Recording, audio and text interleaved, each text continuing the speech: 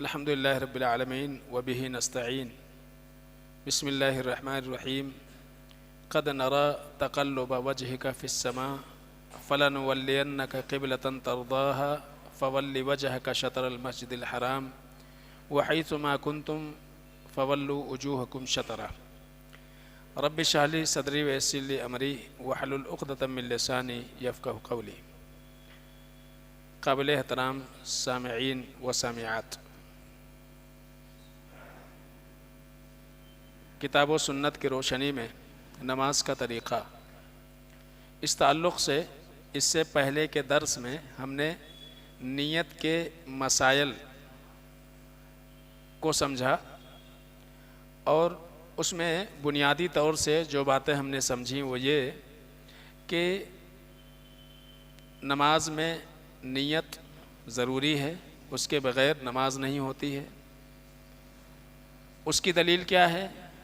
صحیح بخاری صحیح مسلم دونوں میں روایت موجود ہے، بہت معروف ہے، انما الاعمال بالنیات۔ صحیح بخاری صحیح مسلم دونوں میں یہ روایت موجود ہے۔ اس تعلق سے میں نے 3 باتیں ذکر کی تھیں، وہ ذہن میں رہے۔ نیت ہی سے پتہ چلتا ہے کہ ہم عادتاً کوئی کام کر رہے ہیں یا بطور عبادت کے کر رہے ہیں۔ نیت ہی سے اس بات کی تعین ہوتی ہے کہ ہمارا یہ عمل للہ ہے یا لغیر اللہ ہے، اللہ کے لیے ہے یا اللہ کے علاوہ کسی اور مقصد کے لیے ہے۔ تیسری چیز، نیت ہی سے یہ فیصلہ ہوتا ہے کہ ہم فرض پڑھ رہے ہیں یا سنت۔ یہ 3 مسئلے بنیادی طور سے ذہن میں رکھیں۔ اس کے بعد آج ہم دیکھیں گے انشاءاللہ قبلے کے مسائل، قبلہ کے مسائل۔ ہم نماز کے لیے کھڑے ہوتے ہیں، قبلہ رخ کیوں کھڑے ہوتے ہیں؟ اتر کیوں نہیں، دکن کیوں نہیں، پورب کیوں نہیں، صرف قبلے کی طرف رخ کیوں کرتے ہیں؟ اس کے دلائل کہاں ہیں؟ تو دلائل کی معرفت اور ساتھ میں اس سے متعلق کچھ مسائل انشاءاللہ ہم سمجھیں گے۔ میں نے جو آیت پڑھی ہے یہ سورہ بقرہ کی آیت نمبر 144 ہے۔ اللہ تعالیٰ فرماتے ہیں قد نرى تقلب وجهك في السماء، اے نبی آپ کے چہرے کا بار بار آسمان کی طرف اٹھنا ہم دیکھ رہے ہیں۔ اللہ فرما رہے ہیں ہم دیکھ رہے ہیں۔ اللہ کے رسول صلی اللہ علیہ وسلم آسمان کی طرف بار بار نگاہ اٹھاتے ہیں۔ اس سے ایک بنیادی مسئلہ یہ پتہ چلا کہ اللہ تعالیٰ ہر جگہ نہیں ہے۔ اللہ کہاں ہے؟ آسمان میں ہے۔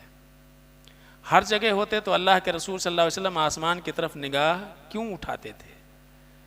تو اللہ کہاں ہے؟ آسمانوں کے اوپر۔ فَلَنُوَلِّيَنَّكَ قِبْلَةً تَرْضَاهَا، تو لیجئے ہم آپ کو اسی قبلے کی طرف پھیر دیتے ہیں۔ دوسرا مسئلہ اس سے یہ پتہ چلا کہ نبی بھی کسی عمل کو کرنے کے لیے اللہ رب العالمین کے حکم کا انتظار کرتے تھے۔ یعنی نبی بھی اپنی طرف سے کوئی کام نہیں کرتے تھے۔ تو ہم اور آپ اگر اپنی طرف سے کوئی کام کریں گے تو وہ کام صحیح ہوگا کہ یا صحیح نہیں ہوگا؟ ظاہر سی بات ہے صحیح نہیں ہو سکتا ہے۔ جب نبی بھی اللہ رب العالمین کے حکم کا انتظار کر رہے ہیں، چاہت ہے، آپ کی خواہش ہے یہ قبلہ بن جائے، لیکن پھر بھی اللہ کے حکم کا انتظار کر رہے ہیں، تو کسی بھی عمل کے لیے ضروری ہے کہ اس میں ہم یہ دیکھیں اللہ کا حکم یا نبی کا حکم موجود ہے یا نہیں ہے۔ اگر ہے تو کیجئے، بے شک اچھی چیز ہے، نہیں ہے تو بالکل مت کیجئے، اس لیے کہ نبی کے لیے زیبا نہیں تھا تو ہمارے لیے کیسے ہو سکتا ہے؟ اس لیے ہر عمل کے لیے دلیل چاہیے، اور خاص طور سے عبادت میں بغیر دلیل کے کچھ نہیں ہوتا ہے۔ اللہ کے رسول صلی اللہ علیہ وسلم نے واضح طور سے کہا من عمل عملا لیس علیہ امرنا فہو رد، کسی نے کوئی کام کیا اور اس پر میرا حکم موجود نہیں ہے وہ مردود ہے، اللہ اس کو قبول نہیں کرے گا۔ اس لیے کہ نبی کے عمل کو اللہ قبول نہ کرے، اگر اللہ کا حکم نہ آ جائے اور اس سے پہلے کچھ کر بیٹھیں تو ہمارا عمل کیسے اللہ قبول کرے گا؟ تو یہ بات پتہ چلی۔ تو اب اللہ فرماتے ہیں کہ لیجئے ہم آپ کو اسی قبلے کی طرف پھیر دیتے ہیں. اب وہ کون سا قبلہ جس کی طرف اللہ نے پھیرا؟ فولی وجہ کا شطر المسجد الحرام. تو اے نبی آپ اب اپنا رخ مسجد حرام کی طرف پھیر لیجئے. یہاں تک خطاب اللہ کے رسول صلی اللہ علیہ وسلم کو تھا کہ آپ اب اپنا رخ جو ہے نماز میں کدھر کیجئے؟ مسجد حرام کی طرف کیجئے. اس کے بعد اللہ تعالیٰ نے تمام لوگوں کو حکم دیا وَحَيْثُ مَا كُنْتُمْ فَوَلُّوا وُجُوهَكُمْ شَطْرَهُ. اے ایمان والو تم جہاں کہیں بھی رہو، دنیا کے کسی کونے میں رہو، جب بھی تمہیں نماز پڑھنا ہے تو تم اپنا رخ کدھر کرو؟ مسجد حرام ہی کی طرف کرنا. وَحَيْثُ مَا كُنْتُمْ فَوَلُّوا وُجُوهَكُمْ شَطْرَهُ. مسلمانوں جہاں کہیں بھی تم رہو نماز میں اپنا رخ مسجد حرام کی طرف کرنا. تو پہلے خطاب نبی کو، اس کے بعد خطاب پوری امت کو. تو جیسے نبی کے لیے نماز میں اپنا رخ مسجد حرام کی طرف کرنا ضروری تھا، ایسے ہی تمام امت کے لیے نماز میں اپنا رخ مسجد حرام کی طرف ہی کرنا ہے. اس سے ہم کو پتہ چلا کہ قرآن میں سورہ بقرہ کی آیت نمبر 144 میں اللہ تعالیٰ نے ہمارے لیے ایک سمت متعین کیا. عبادت کے لیے ایک سمت متعین ہے، اسی سمت میں ہم عبادت کریں، نماز اسی سمت میں پڑھیں. اب یہ ہو گئی کہ مسجد حرام کی طرف رخ کرنا ہے. اس کے بعد آپ دیکھیں حدیث میں اس کے تعلق سے کیا دلیل ہم کو ملتی ہے. برا بن عازب رضی اللہ تعالیٰ عنہ کہتے ہیں صلینا مع رسول اللہ صلی اللہ علیہ وسلم نحو بیت المقدس 16 شہرن او 17 شہرن. برا بن عازب رضی اللہ تعالیٰ عنہ فرماتے ہیں ہم لوگوں نے اللہ کے رسول صلی اللہ علیہ وسلم کی امامت میں، آپ کے ساتھ میں، بیت المقدس کی طرف 16 یا 17 مہینے رخ کر کے نماز پڑھی. 16 یا 17 مہینے، 6 10 اور شہر تو معلوم ہے، تو 16 شہرن او 17 شہرن، 16 یا 17 مہینے. ثم صرفنا نحو الکعبتی، پھر ہم کو پھیر دیا گیا کعبے کی طرف. تو اصل قبلہ کیا ہے؟ کعبہ. اگر آپ مسجد حرام میں ہیں تو آپ کا رخ کدھر رہے گا؟ کعبہ کی طرف. اور جب آپ مسجد حرام سے باہر ہیں تو آپ کا رخ کدھر ہونا چاہیے؟ مسجد حرام کی طرف. سمجھ گئے نا؟ خانہ کعبہ میں ہیں، مسجد حرام میں ہیں تو رخ ہمارا کعبہ ہے اور وہی اصل ہے. مسجد حرام کے باہر ہیں تو ہمارا رخ کہاں ہونا چاہیے؟ مسجد حرام کی طرف. یہ تعلیم دے گا. تو یہ حدیث میں کہاں ہے؟ صحیح بخاری میں، صحیح مسلم میں یہ روایت موجود ہے. صحیح بخاری میں تفسیر القرآن، جو کتاب و تفسیر القرآن امام بخاری رحمۃ اللہ علیہ نے کتاب قائم کیا ہے صحیح بخاری میں، اس میں یہ روایت موجود ہے. امام مسلم رحمہ اللہ نے المساجد و مواضع الصلاۃ، مساجد اور سجدے کے مقامات کے بارے میں جو باب انہوں نے قائم کیا ہے اس میں اس حدیث کو لائے ہیں. یہاں ایک سوال یہ ہوتا ہے کہ بعض دفعہ غیر مسلم یہ کہتے ہیں، اعتراض کرتے ہیں کہ آپ لوگ بھی تو کعبہ کو سجدے کرتے ہیں، ہے نا؟ وہ بھی کیا ہے؟ ایک ڈھانچہ ہے. تو کہتے ہیں آپ لوگ بھی تو اس کو سجدہ کرتے ہیں، دنیا میں سارے مسلمان اس کو سجدہ کرتے ہیں. خاص طور سے حج اور عمرے کی جب وہ دیکھتے ہیں اگر ویڈیوز یا جو بھی، تو کہتے ہیں کہ خانہ کعبہ کو سجدہ کرتے ہیں. کیا واقعی ہم خانہ کعبہ کو سجدہ کرتے ہیں؟ نہیں، ہم نہیں کرتے ہیں، بلکہ ہم اس طرف رخ کرتے ہیں. ہم نماز میں کھڑے ہوتے ہیں، ہمارے آگے کتنے لوگ کھڑے رہتے ہیں. اور ظاہر سی بات ہے یہاں آپ سجدے کر رہے ہیں، کس طرف؟ مسجد حرام کی طرف رخ آپ کا ہے. بیچ میں کتنی دیواریں ہیں اور کتنا ملک ہے. اور خاص طور سے قرآن میں اللہ تعالیٰ نے اس کو واضح کہا فَلْيَعْبُدُوا رَبَّ هَذَا الْبَيْتِ. پڑھیں نا، فَلْيَعْبُدُوا رَبَّ هَذَا الْبَيْتِ. یہ دلیل ہے سب سے بڑی. اس گھر کے رب کی عبادت کرو، اس گھر کے رب کی عبادت کرو۔ تو ہم یہ جواب دے سکتے ہیں کہ ہم اس کی عبادت نہیں کرتے ہیں، عبادت کے لیے کوئی سمت چاہیے تھا، ورنہ اجتماعیت ختم ہو جاتی تھی۔ مان لو اگر اسلام نے کوئی قبلہ متعین نہ کیا ہوتا تھا، اذان ہو جاتی تھی، سارے لوگ مسجد میں آتے تھے، ہم کو اچھا لگ رہا ہے کہ آج اتر کی طرف منہ کر کے نماز پڑھیں گے، ہم اتر شروع ہو گئے، کوئی دکھن شروع ہو جاتا، کوئی پورب شروع ہو جاتا تھا، تو کیا منظر ہوتا تھا۔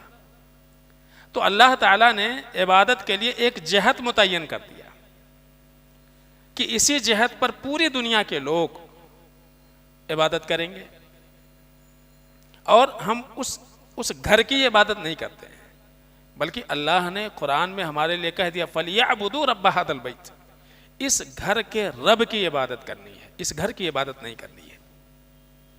تو اصل کیا ہوا کہ اگر ہم خانہ کعبہ میں ہیں، مسجد حرام میں ہیں، تو ہمارا رخ کعبہ کی طرف ہونا چاہیے، اور جب ہم مسجد حرام کے باہر ہیں تو ہمارا رخ کہاں ہونا چاہیے؟ مسجد حرام کی طرف ہونا چاہیے۔ تو یہ ہو گیا کہ نماز میں قبلہ رخ ہونا یہ لازم ہے، ضروری ہے جہاں تک ممکن ہو سکے۔ اس کے بعد دوسرا مسئلہ ہے نماز میں قیام کا مسئلہ۔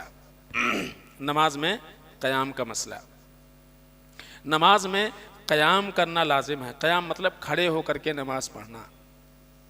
نماز میں ہم نماز شروع کریں تو کھڑے ہو کر کے نماز شروع کریں۔ نماز میں کیا رہتا ہے؟ ایک قیام ہے، رکوع ہے، اور سجدہ ہے، قعدہ ہے، یہ چار چیزیں ہیں۔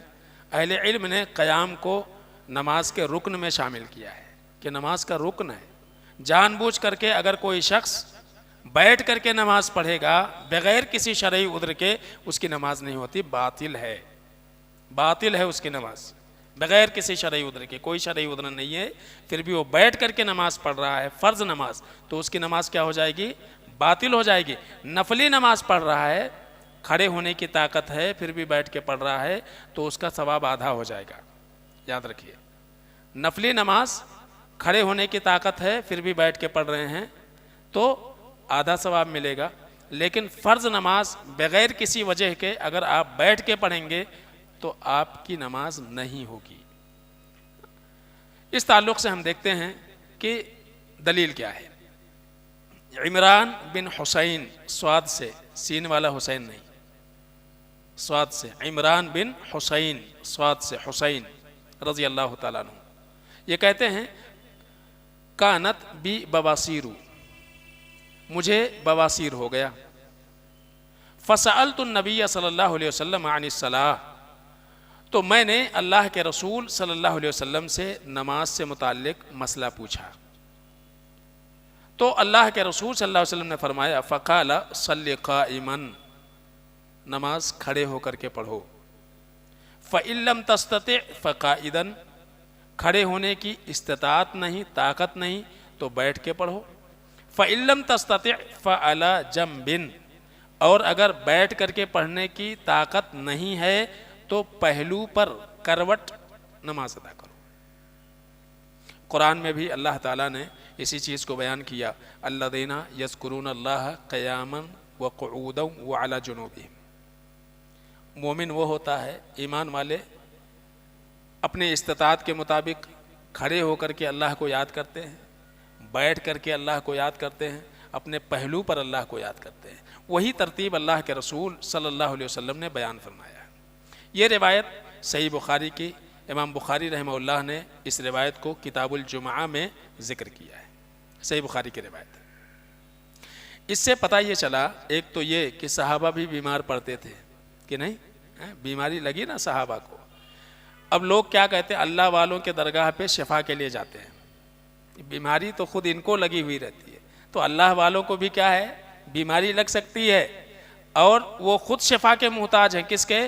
اللہ رب العالمین کے، وہ شفا نہیں دے سکتے ہیں، شفا دینے والی ذات اللہ رب العالمین کی ہے۔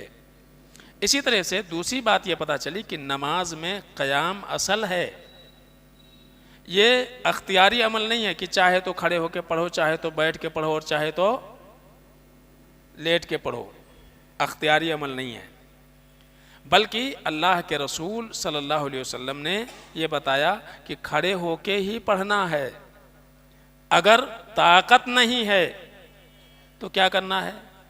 بیٹھنے کی طاقت ہے تو بیٹھ کے پڑھو، بیٹھنے کی بھی طاقت نہیں ہے تو پہلو پہ پڑھو۔ تو یہ ترتیب ہے استطاعت کی وجہ سے۔ تو یہاں علت جو ہے، اصل سبب کیا ہے؟ استطاعت۔ بیماری اصل سبب نہیں ہے، یاد رکھیے۔ ایک آدمی بیمار پڑ گیا تو بولتا اب میں بیٹھ کے پڑھوں گا، تو بیماری علت نہیں ہے۔ ایک انسان بیمار ہے، بیماری کی وجہ سے اس کے لیے کھڑا ہونا ممکن نہیں ہے، پیر کانپ رہے ہیں اس کے، گرنے کا ڈر ہے، یا بہت دیر تک کھڑے نہیں ہو پاتا۔ تو جتنی دیر تک آپ کھڑے ہو سکیں اتنی دیر کھڑے رہیے۔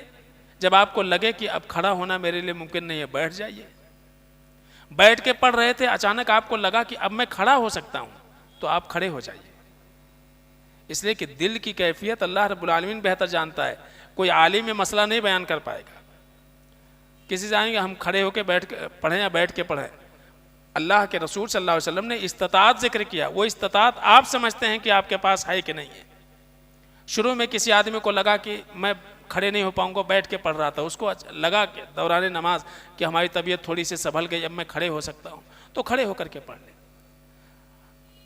یا لیٹا ہوا تھا، اب اس کو لگا کہ نہیں میں بیٹھ کر کے اور نماز ادا کر سکتا ہوں، بیٹھ جائے وہ۔ تو جس چیز کی استطاعت ہو، اصل تک لوٹنا ضروری ہے، اصل تک لوٹنا ضروری ہے۔ وہ اصل کیا ہے؟ قیام۔ اگر نہیں ہے استطاعت تو ٹھیک ہے، بیٹھ کے پڑھو، کوئی حرج نہیں ہے۔ تو اصل جو ہے علت یہی چیز ہے۔ تو اس سے پتہ چلا کہ اگر کوئی شخص، مان لو ایک آدمی کشتی میں ہے، کشتی میں نماز کا وقت ہو گیا، تو کیا کرے گا؟ وہ کھڑے ہو کے پڑھے کہ بیٹھ کے؟ اب وہ بیمار تو نہیں ہے نا، کیا کرے گا بتائیے؟ کھڑے ہو کے پڑھے گا کہ بیٹھ کے پڑھے گا؟ کیوں؟ ہل رہی ہے وہ، تو وہاں کھڑے ہونے کی استطاعت نہیں ہے، کھڑا ہوا تو گر جائیں گا یا کشتی پلٹ جائیں گی، وہ ڈس بیلنس ہو جائیں گی۔ تو اصل چیز بیماری نہیں ہے۔ ایک آدمی بیمار نہیں ہے، اس کا بدن بہت بھاری ہے، اس کا بدن بہت بھاری ہے، بہت دیر تک اس کے لیے کھڑا ہونا ممکن نہیں ہے، تو جتنی دیر تک کھڑا ہو سکتا ہے کھڑا رہے، جب لگے تو بیٹھ جائے، کوئی حرج نہیں ہے۔ تو اصل چیز ہے استطاعت۔ طاقت ہو تو قیام کرنا ہے، طاقت نہیں ہے تو پھر آپ بیٹھ کے پڑھو۔ دلیل کیا ہے؟ یاد رکھیے، عمران بن حسین رضی اللہ تعالیٰ عنہ نے اللہ کے رسول صلی اللہ علیہ وسلم سے سوال کیا تھا، اللہ کے نبی علیہ وسلم نے کہا صلی قائما، نماز کھڑے ہو کے ہی پڑھنا ہے۔ فَإِن لَمْ يَسْتَطِعْ فَإِن لَمْ تَسْتَطِعْ فَقَاعِدًا، استطاعت نہیں کھڑے ہونے کی تو بیٹھو۔ فَإِن لَمْ تَسْتَطِعْ فَعَلَى جَنب، بیٹھنے کی طاقت نہیں ہے تو لیٹ کے پڑھو۔ تو یہاں اصل علت کیا ہے؟ استطاعت۔ آپ کو لگے، میں نے شروع میں کہا آپ بیٹھ کے نماز پڑھ رہے ہیں، آپ کو لگا کہ اب میرے بدن میں اتنی طاقت ہے کہ میں کھڑے ہو کر کے نماز ادا کر سکتا ہوں۔ مان لو تراویح چل رہی ہے، تراویح پڑھ رہے ہیں، اب شروع میں آپ آئے کھڑے ہوئے، کچھ ایسا لگا کہ بوجھل طبیعت ہو رہی ہے، گرنے کا ڈر ہے، بیٹھ جاؤ۔ پھر لگا کہ اب میں کھڑا ہو سکتا ہوں کچھ دیر کے لیے، تو کھڑے ہو جائیے، ایسا نہیں کہ بیٹھے رہیے، بالکل کھڑے ہو جائیے آپ نماز کی حالت میں، حرج نہیں ہے۔ اس لیے کہ اصل چیز ہے استطاعت، استطاعت ہو گئی تو آپ اصل کی طرف پلٹ جاؤ، ٹھیک ہے۔ تو اتنی بات سمجھ میں آ گئی کہ نماز میں جب ہم کھڑے ہوں تو ہمارا رخ کیا ہونا چاہیے؟ قبلے کی طرف ہونا چاہیے، ٹھیک ہے۔ دوسری بات، نماز میں قیام لازم ہے، یہ اصل ہے۔ استطاعت نہیں تو پھر بیٹھ کے پڑھو، اس کی بھی استطاعت نہیں تو لیٹ کے پڑھو۔ استطاعت ہے اصل، بیماری علت نہیں ہے، استطاعت اصل ہے، ٹھیک ہے۔ یہ صحیح بخاری میں روایت موجود ہے۔ اسی طرح سے جب ہم نماز کے لیے کھڑے ہوں تو ہماری نگاہ کہاں ہو، اس تعلق سے اما عائشہ رضی اللہ تعالیٰ عنہ فرماتی ہیں، یہ خزیمہ، امام ابن خزیمہ رحمۃ اللہ علیہ نے اس روایت کو نقل کیا ہے، اور بیہقی میں بھی یہ روایت موجود ہے، بیہقی الکبریٰ، اور امام حاکم نے بھی اس کو اپنے مستدرک میں ذکر کیا ہے، اور علامہ البانی رحمہ اللہ کی ایک کتاب ہے الارواء الغلیل، اس میں بھی یہ روایت موجود ہے صحیح سندوں کے ساتھ۔ تو ابن خزیمہ، بیہقی، مستدرک حاکم اور الارواء میں یہ روایت موجود ہے۔ عائشہ رضی اللہ تعالیٰ عنہ فرماتی ہیں، دخل رسول اللہ صلی اللہ علیہ وسلم الکعبۃ، اللہ کے رسول صلی اللہ علیہ وسلم کعبہ میں داخل ہوئے، ما خلف بصرہ موضع سجودہ، اللہ کے رسول صلی اللہ علیہ وسلم کی نگاہیں سجدے کی جگہ سے نہیں ہٹیں، حتی خرج منہا، یہاں تک کہ اللہ کے نبی صلی اللہ علیہ وسلم وہاں سے نکل گئے۔ اس سے پتہ چلتا ہے کہ نماز میں ہماری نگاہ کہاں ہونی چاہیے؟ اپنے سجدے کے جگہ پر،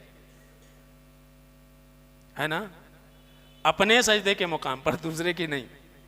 لوگ کھڑے رہتے نیت باندھ کے ایسا دیکھتے رہتے دیوار کو، سمجھے، یا آجو باجو میں دیکھ لیتے ہیں کون آ رہا کون جا رہا۔ یہ بالکل صحیح طریقہ نہیں ہے۔ ہماری نگاہ ہمارے اپنے سجدے کے مقام پر ہونی چاہیے۔ اب وہ الگ ہے، آگے انشاءاللہ ذکر آئے گا۔ ہم قیام میں ہیں، ہماری نگاہ کہاں؟ ہمارے سجدے کے مقام پر۔ رکوع میں گئے تو بعض لوگ بولتے ہیں اپنا پیروں کا انگوٹھا دیکھنا، کہاں لکھا ہوا ہے پیروں کا انگوٹھا دیکھنا؟ یا اماں عائشہ کہتی ہیں کہ سجدے کے مقام سے اللہ کے رسول صلی اللہ علیہ وسلم کی نگاہ نہیں ہٹی۔ تو آپ جب رکوع میں رہیں، آپ پیروں کو دیکھنا شروع کریں گے تو آپ کی منڈی کیا ہو جائیں گے؟ جھک جائیں گی، اور ایسی ہو جائیں گے۔ اور اللہ کے رسول صلی اللہ علیہ وسلم نے سجدے کی، رکوع کا جو کیفیت بیان کی کہ سر اور پیٹھ دونوں برابر ہونی چاہیے۔ تو آپ جو ہے رکوع کرو، آپ کی نگاہ کوشش کرو کہ سجدے کے مقام پہ رہے، یا جہاں تک ہو سکے آگے ہی رہے، پیچھے نہ آئے، نہیں تو پیچھے والوں کو دیکھنے وہ صحیح نہیں ہے، سمجھ نا۔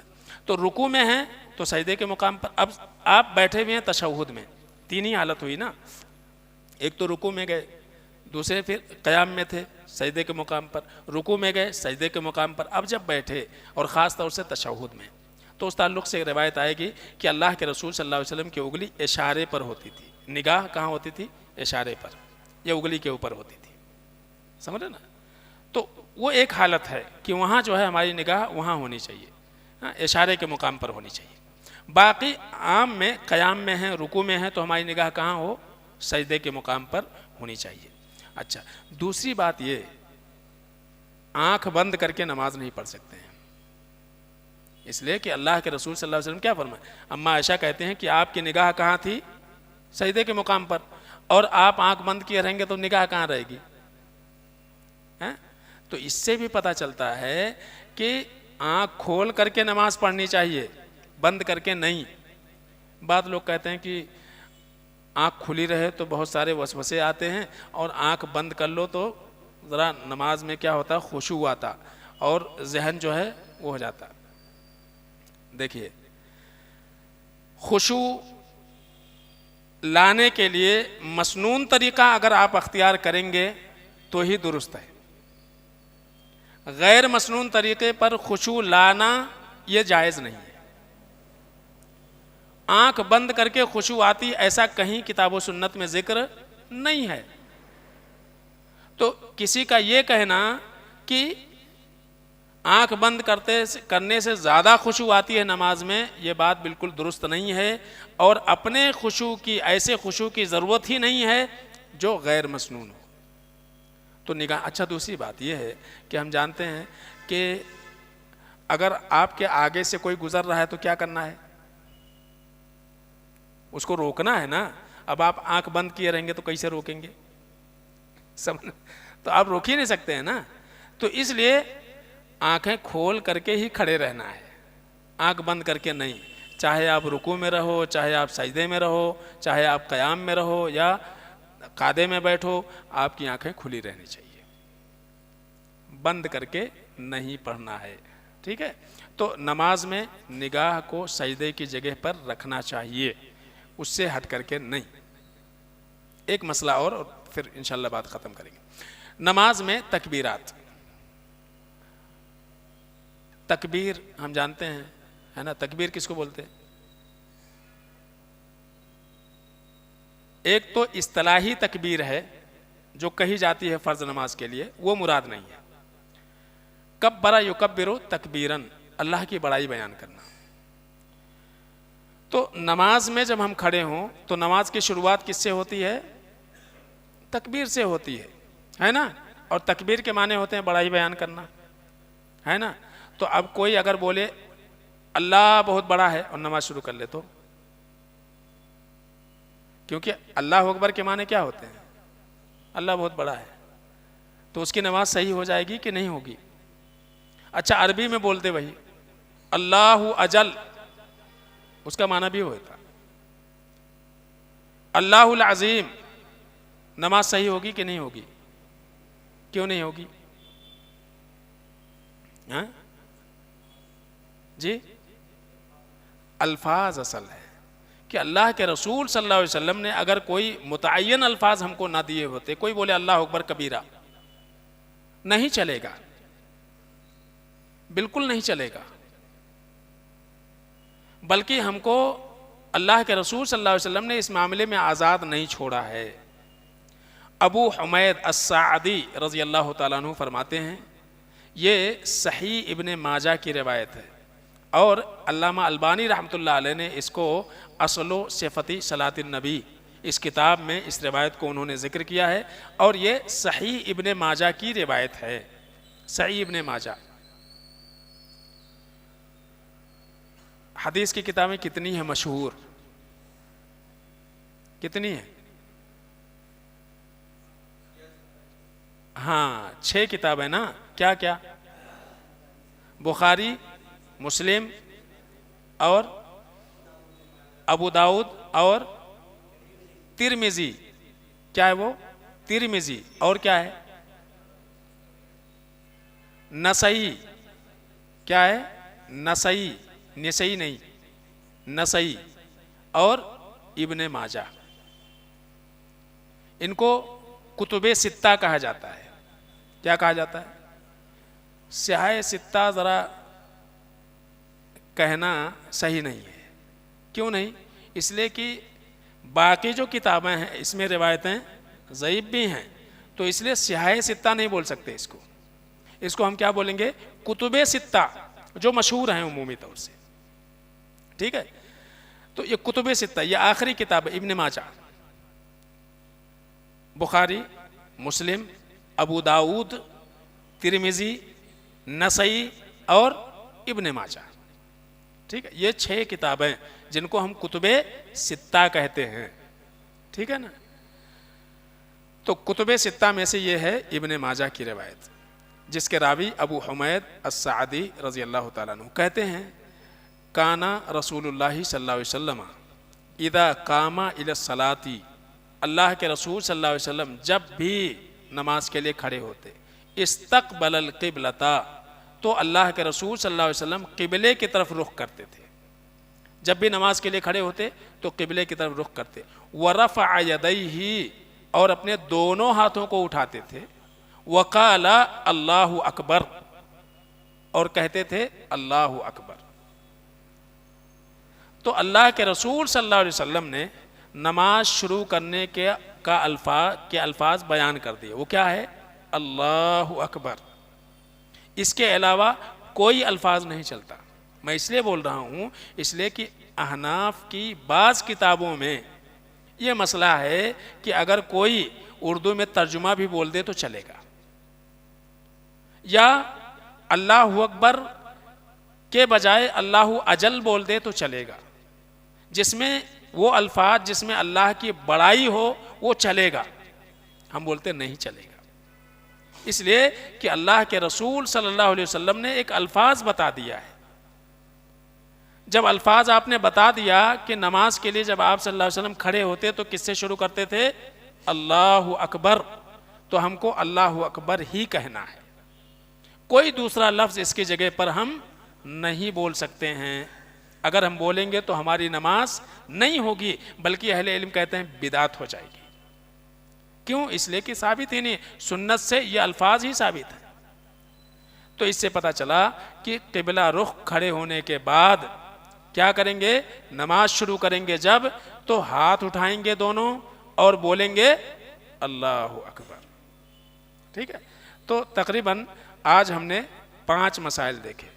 ایک تو مسجد حرام کی طرف رخ کرنا، دوسرے جب ہم مسجد حرام میں ہوں تو خانہ کعبہ کی طرف رخ کرنا، نمبر 3 نماز میں قیام ضروری ہے، اگر استطاعت نہیں ہے تو بیٹھنے کی استطاعت نہیں ہے تو لیٹ کے، اور نماز میں ہماری نگاہ کہاں ہونی چاہیے؟ سجدے کے مقام پر ہونی چاہیے، اور قبلہ رخ کھڑے ہو کر کے ہاتھ اٹھا کر کے اللہ اکبر بول کر کے ہم کو اپنی نماز شروع کرنی ہے۔ ٹھیک ہے نا. تو نماز کی ابتدا کہاں سے ہوگی؟ اللہ اکبر سے. اور اختتام کہاں سے ہوگا؟ السلام علیکم ورحمۃ اللہ وبرکاتہ. ٹھیک ہے نا. تو آج ہم یہی دیکھیں گے انشاءاللہ. اللہ سے دعا ہے کہ العالمین ہم سب کو سمجھنے عمل کرنے کی توفیق عطا فرمائے. آمین رب العالمین.